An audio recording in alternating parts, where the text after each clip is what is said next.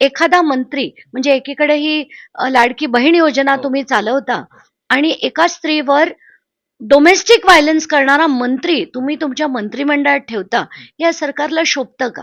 आणि नसेल तर त्यांचा तातडीने राजीनामा हा घेतला गेला पाहिजे. तेच मी म्हणते ना, की एवढा डोंगर पुराव्यांचा बाहेर आल्यानंतर सुद्धा जर सरकार घेत नसेल, तर त्याच्यामागे काहीतरी गुपित असेलच.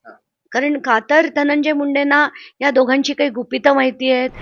त्यांना आत्ताच्या घटकेला इमेन्स रिलीफ मिळालाय. पण धनंजय मुंडे यांच्यावर हा जो ठपका आता कोर्टाने ठेवलाय, याच्यावरनं सरळ सरळ दिसतंय की त्यांना त्या मंत्रिपदाचा राजीनामा हा द्यायलाच लागेल. एखादा मंत्री म्हणजे एकीकडे ही लाडकी बहीण योजना हो. तुम्ही चालवता आणि एका स्त्रीवर डोमेस्टिक व्हायलन्स करणारा मंत्री तुम्ही तुमच्या मंत्रिमंडळात ठेवता, या सरकारला शोभतं का? आणि नसेल तर त्यांचा तातडीने राजीनामा हा घेतला गेला पाहिजे. ते होईल की नाही माहित नाही, कारण आता एवढा डोंगर झाल्यानंतर सुद्धा जर सरकारला घ्यायचं नसेल, तर ते नाहीच घेणार याच्यात सुद्धा. पण मग आपल्याकडे कोर्टात लढण्याशिवाय दुसरा मार्ग नाही. अ, कृषी घोटाळा तुम्ही काढला. पुरावे देताय, प्रत्येक गोष्ट समोर आणताय. तरी पण, तरी देखील सरकार या संदर्भात कोणती ऍक्शन घ्यायला तयार नाही. इव्हन आता जर विचार बघितला असेल तुम्ही तर म्हणजे त्यांच्या समर्थनार्थ समोरून लोक सांगायला लागले असं होतच नाही, हे सगळं बोगस असतं ऑनलाईन, म्हणजे या सगळ्या गोष्टी सुरू झालेल्या, या चर्चा सुरू झाल्या. म्हणजे आता काय म्हणता येईल याला? नाही तेच मी म्हणते ना, की एवढा डोंगर पुराव्यांचा बाहेर आल्यानंतर सुद्धा जर सरकार घेत नसेल, तर त्याच्यामागे काहीतरी गुपित असेलच. कारण का तर धनंजय मुंडेंना या दोघांची काही गुपितं माहिती आहेत, त्यांच्याकडे काही फाईल्स आहेत, पुरावे आहेत, काय आहे? कारण नाही तर काही कारणच नाहीये. या दोघांना राजीनामा न घेण्याचं काहीच कारण नाहीये. आता तर फॅक्ट्स, फिगर्स सगळे बाहेर आलेत. अजून जरी घेतला नाही, तरी माझ्याकडे काही त्याचं उत्तरच नाहीये. कारण अ, इतके जर ते मित्र असल्यामुळे जर त्यांना वाचवलं जात असेल, तर हे मुख्यमंत्री म्हणून त्या पदावर राहायच्या योग्यतेचे आहेत की नाही, मला हाच प्रश्न पडलाय आता. ताई तुम्ही म्हणालात त्यांच्याकडे फाईल्स वगैरे काही पुरावे आहे का? त्याच्यामुळे ते धनंजय मुंडेंचा राजीनामा घेऊ शकत नाही. नेमकं हा तुमचा म्हणजे दिशादर्शक नेमकं तुमचा कोणाकडे? नाही, दोघांकडेही आहे. कारण मला असं वाटतं की म्हणजे देवेंद्र मुख्यमंत्री फडणवीस पण देवेंद्र फडणवीस बिलकुल देवेंद्र फडणवीस पण त्यांचा राजीनामा घेत नाहीयेत. त्यांचे पक्षाचे अध्यक्ष पण घेत नाहीत. का घेत नाहीयेत? निवडणुकीची अशी काय गुपितं त्यांना माहिती आहेत? किंवा दुसरी काही गुपितं माहिती आहेत का? कारण त्याच्याशिवाय कोणी मित्र म्हणून इतकी पाठराखण तर नक्कीच करणार नाही. नक्कीच करणार नाही.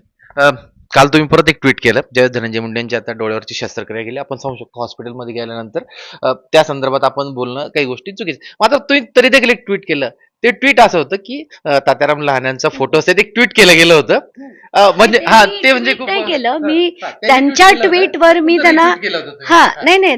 त्यांच्या ट्विटवर मी एक उत्तर दिलं हां, हां, होतं. हां. त्याला मी ट्रोल करण्याच्या याने नाही, हां. पण मला खरं वाटलं ते मी म्हटलं, नाही, अगदी की बाबा बरोबर. हेच तात्याराव लहाने यांनी भुजबळांना एकदा नाही अनेकदा जेलमधनं बाहेर काढून अगदी शांतपणे त्यांना हॉस्पिटलमध्ये ठेवलं होतं.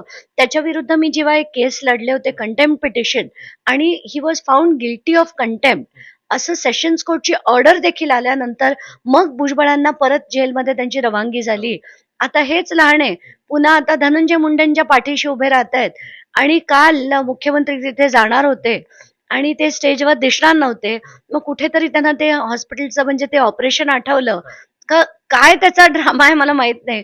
पण काय करताय तुम्ही आज? म्हणजे त्याच ताताराव राणेंचा तुम्ही पुन्हा राजकीय याच्यासाठी उपयोग करून घेताय. जाऊ म्हणजे दे, नको बोलायला म्हणजे आपलं परत काही. लहान आहे म्हणजे परत म्हणजे ते परत तिथं येऊन फिरलंच परत ते चक्र तिथं झालं.